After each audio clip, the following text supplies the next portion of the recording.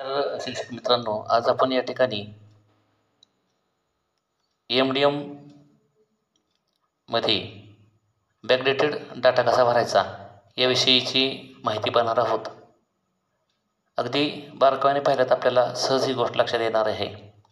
चला तर आपण सुरू करूयात. सर्वप्रथम आपण या ठिकाणी आपल्या शाळेचा UDIS नंबर टाकायचा आहे. त्यानंतर त्याच्या खालच्या बाजूला त्याचा जो पासवर्ड आहे तो पासवर्ड टाकून घ्या.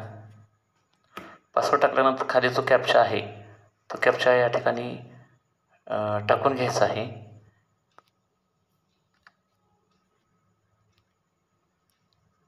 कॅप्चा टाकून घेतल्यानंतर लॉग इन करायचं आहे. त्यानंतर I have read all the informations यावरती जो चेकबॉक्स आहे तर चेकबॉक्सवरती क्लिक करायचं आणि सबमिट म्हणायचं आहे. त्यानंतर आपल्या संपूर्ण शाळेची माहिती या ठिकाणी येणार आहे. आपल्या शाळेचं लॉग इन त्या ठिकाणी दिसणार आहे. त्यानंतर EMDM डेली अटेंडन्स या ठिकाणी क्लिक करायचं आहे. वरती आलेला जो बॉक्स आहे तो कट करायचा आहे आणि ज्या तारखेची माहिती आपल्याला भरायची आहे ती तारीख या ठिकाणी सिलेक्ट करून घ्यायची आहे.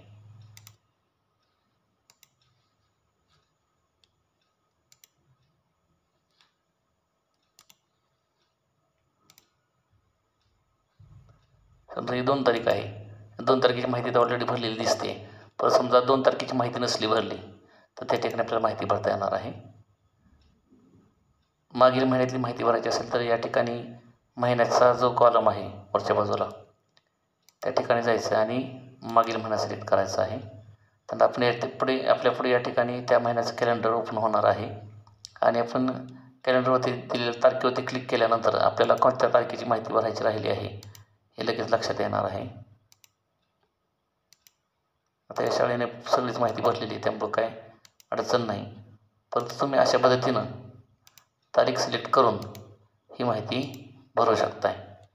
इथं 7 तारखेची माहिती भरलेली दिसत नाही तर या ठिकाणी 7 तारखेच्या माहितीला जो मेनू होता तो मेनू या लिस्टमधून निवडायचा आहे. त्यानंतर ते येताना हे पट त्या ठिकाणी टाकायचं आहे आणि पट टाकल्यानंतर अपडेट म्हणायचं. अपडेट म्हटल्यानंतर तुमची त्या दिवसाची माहिती भरली जाणार आहे. अतिशय साध्या आणि सोप्या पद्धतीने आपण मागील माहिती भरू शकतो आहोत. धन्यवाद.